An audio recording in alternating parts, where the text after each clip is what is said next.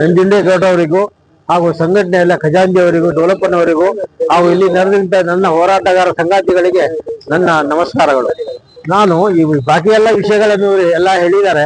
ಇದ್ರ ಬಗ್ಗೆ ನಾವು ಹೋರಾಟದ ಬಗ್ಗೆ ನಾವೇನ್ ಮಾಡ್ಬೇಕು ಅನ್ನೋದ್ರ ಬಗ್ಗೆ ನಾವು ಒಂದೆರಡು ನಿಮಿಷ ಮಾತಾಡ್ತೀವಿ.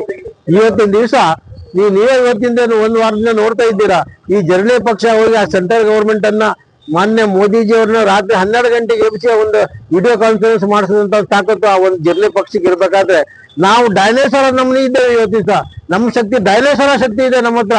ಆ ಶಕ್ತಿಯನ್ನು ಉಪಯೋಗಿಸ್ಕೊಂಡು ನಾವು ಇವತ್ತು ಮುಂದಿನ ದಿವಸ ಹೋರಾಟ ಮಾಡಿದ್ರೆ ನಮ್ಮ ಹಕ್ಕನ್ನು ನಾವು ತಗೊಂತೇವಿ. ನಮ್ಮ ದುಡ್ಡನ್ನು ನಮಗೆ ಕೊಡ್ಲಿಕ್ಕೆ ಅವ್ರು ಇನ್ನು ಬ್ಲಾಕ್ ಮೇಲ್ ಮಾಡ್ತಾ ಇದ್ದಾರೆ.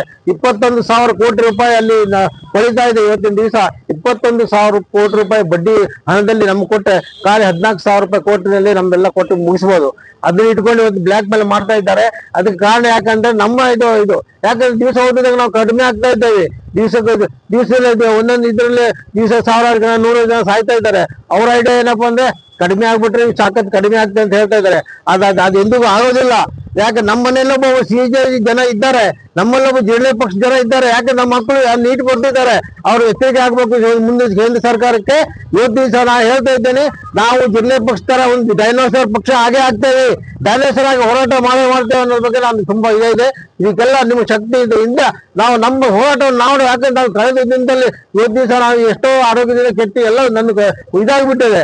ಆದ್ರೂ ನಾವು ಹೋರಾಟ ಮಾಡಿ ತಗೊಂತ ಶಕ್ತಿ ನಮ್ದು ಇದೆ. ಆ ಶಕ್ತಿ ತೆಗೆದುಕೊಂಡು ನಾವು ಮುಂದಿನ ಹೋರಾಟ ಮಾಡುವ. ಮತ್ತೆ ಬರುವಂತ ಹೊಸಬರು ಎಲ್ಲರೂ ಬಂದು ಇದಕ್ಕಿಂತ 10 ಪಟ್ಟು ಜರ್ಲೆ ಪಕ್ಷ ಡೈನೋಸಾರ ಪಕ್ಷದಾಗ ನಾವು ಹೆಚ್ಚಿಗೆ ಆಗಿ ದಿನದಿಂದ ದಿನಕ್ಕೆ ಹೆಚ್ಚಾಗಿ ಆ ಕೇಂದ್ರ ಸರ್ಕಾರಕ್ಕೆ ನಾವು ಎಚ್ಚರಿಕೆಯನ್ನು ತೋರಿಸ್ಕೊಡ್ಬೇಕು. ಇದಕ್ಕೆಲ್ಲ ನಿಮ್ಮೆಲ್ಲ ಶಕ್ತಿ ನಿಮ್ಮ ಒಂದು ಇದು ಬೇಕೇ ಬೇಕಂತ ಹೇಳ್ಬಿಟ್ಟು ನಾವು ಮುಂದೆ ಬಾಕಿ ಯಾವ ವಿಷಯಗಳನ್ನು ಮಾತಾಡೋದಿಲ್ಲ. ಈ ಶಕ್ತಿಯನ್ನು ದೊಡ್ಡ ಮಾಡ್ಕೋಬೇಕು.